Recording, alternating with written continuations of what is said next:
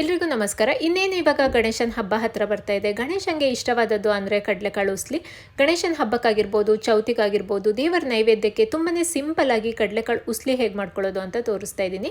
So ಉಸ್ಲಿ ಮಾಡಲಿಕ್ಕೆ ಮೊದಲಿಗೆ ಕಡಲೆಕಾಳನ್ನ ಒಂದು 5-6 ಗಂಟೆ ಮುಂಚೆ ನೆನೆಸಿಟ್ಟಿದ್ದೆ. ಅದನ್ನೆಲ್ಲ ಇವಾಗ ಕುಕ್ಕರಿಗೆ ಹಾಕ್ಕೊಂಡು ಒಂದು 1/4 ಚಮಚ ಅರಿಶಿನದ ಪುಡಿ, 1/4 ಚಮಚ ಉಪ್ಪು, ಹಾಗೆ ಕಾಳು ಮುಳುಗೋ ಅಷ್ಟು ನೀರನ್ನು ಹಾಕಿ ಒಂದ್ಸರಿ ಎಲ್ಲದನ್ನು ಮಿಕ್ಸ್ ಮಾಡಿ ಕುಕ್ಕರ್ ಲಿಡ್ನ ಕ್ಲೋಸ್ ಮಾಡಿ 3 ವಿಸಲ್ ಕೂಗಿಸ್ಕೊಳ್ತೀನಿ. 3 ವಿಸಲ್ ಆದ ನಂತರ ತೋರಿಸ್ತಾ ಇದ್ದೀನಿ. ಕಾಳೆಲ್ಲ ತುಂಬಾ ಸಾಫ್ಟಾಗಿ ಬೆಂದಿದೆ. ಈ ತಣ್ಣಗಾಗಷ್ಟರಲ್ಲಿ ನಾನು ಒಂದು ಚಿಕ್ಕದಾಗಿ ಮಸಾಲ ರೆಡಿ ಮಾಡ್ಕೊಂಡು ಬಿಡ್ತೀನಿ. ಒಂದು ಮಿಕ್ಸರ್ ಜಾರಿಗೆ ಒಂದು 2 ಚಮಚ ತೆಂಗಿನ ತುರಿನ ಹಾಕ್ಕೊಳ್ತಾ ಇದ್ದೀನಿ, 2 ಹಸಿ ಮೆಣಸಿನಕಾಯಿ, 1 ತುಂಡು ಶುಂಠಿ, ಸ್ವಲ್ಪ ಕೊತ್ತಂಬರಿ ಸೊಪ್ಪನ್ನ ಹಾಕಿ ನೀರನ್ನು ಹಾಕದೆ ತರಿಯಾಗಿ ರುಬ್ಕೋಬೇಕು. ಈ ರೀತಿಯಾಗಿ ಈಗ ಒಗ್ಗರಣೆ ಮಾಡ್ಕೊಳ್ಳೋಣ. ಒಂದು ಬಾಣಲಿಲಿ 2 ಚಮಚ ಎಣ್ಣೆ ಹಾಕ್ಕೊಳ್ತಾ ಇದ್ದೀನಿ. ಎಣ್ಣೆ ಬಿಸಿ ಆದ ನಂತರ ಅರ್ಧ ಚಮಚ ಸಾಸಿವೆ, ಅರ್ಧ ಚಮಚ ಕಡಲೆಬೇಳೆ, ಅರ್ಧ ಚಮಚ ಉದ್ದಿನಬೇಳೆನ ಹಾಕ್ಕೊಂಡು ಕಲರ್ ಚೇಂಜ್ ಆಗೋವರೆಗೂ ಫ್ರೈ ಮಾಡ್ಕೊಳ್ತೀನಿ. ನಂತರ 1 ಒಣಮೆಣಸಿನಕಾಯಿ, ಸ್ವಲ್ಪ ಕರಿಬೇವಿನ ಎಲೆನ ಹಾಕ್ಕೊಳ್ತಾ ಇದ್ದೀನಿ.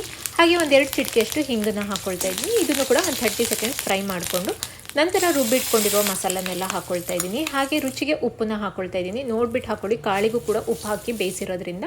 ಈ ತೆಂಗಿನ ತುರಿದೆಲ್ಲ ಹಸಿ ಸ್ಮೆಲ್ ಹೋಗೋವರೆಗೂ ಒಂದು 2-3 ನಿಮಿಷ ಚೆನ್ನಾಗಿ ಫ್ರೈ ಮಾಡಿಕೊಂಡು ನಂತರ ಬೇಯಿಸಿಟ್ಕೊಂಡಿರೋ ಕಡಲೆಕಾಳನ್ನು ಹಾಕಿ ಒಂದ್ಸರಿ ಎಲ್ಲದನ್ನು ಚೆನ್ನಾಗಿ ಮಿಕ್ಸ್ ಮಾಡ್ಕೊಳ್ತೀನಿ. ಮಸಾಲದ ಜೊತೆ ಕಾಳೆಲ್ಲ ಚೆನ್ನಾಗಿ ಮಿಕ್ಸ್ ಆಗಿದ ನಂತರ ಫ್ಲೇಮ್ನ ಆಫ್ ಮಾಡಿ ಒಂದು ಅರ್ಧ ಹೋಳಿನಷ್ಟು ನಿಂಬೆಹಣ್ಣಿನ ರಸನ ಹಾಕ್ಕೊಳ್ತಾ ಇದ್ದೀನಿ. ಮತ್ತೆ ಒಂದ್ಸರಿ ಎಲ್ಲದನ್ನು ಚೆನ್ನಾಗಿ ಮಿಕ್ಸ್ ಮಾಡಿಕೊಂಡ್ರೆ ಗಣೇಶನಿಗೆ ಇಷ್ಟವಾದ ಕಡಲೆಕಾಳು ಉಸ್ಲಿ ರೆಡಿಯಾಗಿದೆ. And thank you for watching.